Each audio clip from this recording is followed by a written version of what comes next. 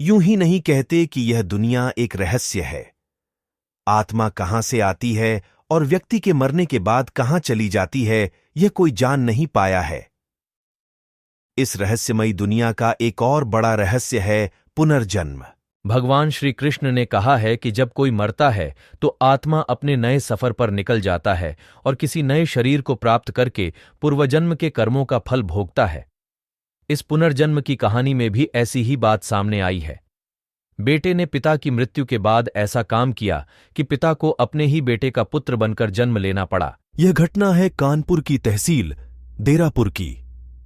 यहां श्री मथुरा दुबे और श्रीमती दुलारी देवी नाम के एक दंपत्ति रहा करते थे। इनकी 4 बेटियां थीं।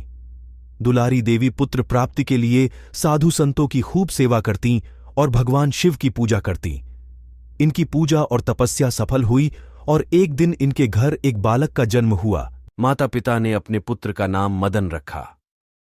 पुत्र प्राप्ति के बाद भी मथुरा दुबे और दुलारी देवी को खुशी नहीं मिल पाई, क्योंकि मदन जन्म से एक आंख से देख नहीं सकता था। इनके दुख का कारण यह नहीं था। असल दुख तो इस बात का था कि मथुरा दुबे के पिता परम सुख दुबे को अपने पुत्र की एक गलती के कारण पोते के रूप में पुनर्जन्म लेना पड़ा और इस जन्म में वह एक आंख से अंधे हो गए थे। जब मथुरा देवी की पत्नी दुलारी देवी गर्भवती थी, उस दौरान एक रात दुलारी देवी ने सपने में अपने ससुर परम सुख दुबे को देखा। परम सुख दुबे ने कहा कि तुम लोगों ने हमारा दाह संस्कार सूर्यास्त के समय कर दिया, इसलिए हमारा क्रियाकर्म नष्ट हो गया। इस कारण से मेरी एक आंख की रोशनी चली गई है। अब मैं ही तुम्हारे पुत्र के रूप में जन्म लूंगा। तुम्हारा यह पुत्र काना होगा। सपने को देखकर दुलारी देवी हैरान हुई थी। उससे भी अधिक हैरान उस समय हुई जब वास्तव में उनके गर्भ से एक पुत्र का जन्म हुआ जो काना था। मदन जब कुछ बड़ा हुआ तब उसने कई ऐसी बातें बताईं जो उसके पुनर्जन्म की बात को साबित करती थीं।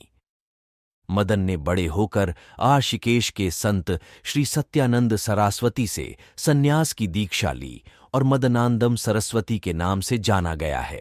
यह घटना 1960 की है। इस घटना का उल्लेख गीता प्रेस द्वारा प्रकाशित परलोक और पुनर्जन्म की सत्य घटनाएं नामक पुस्तक में किया गया है।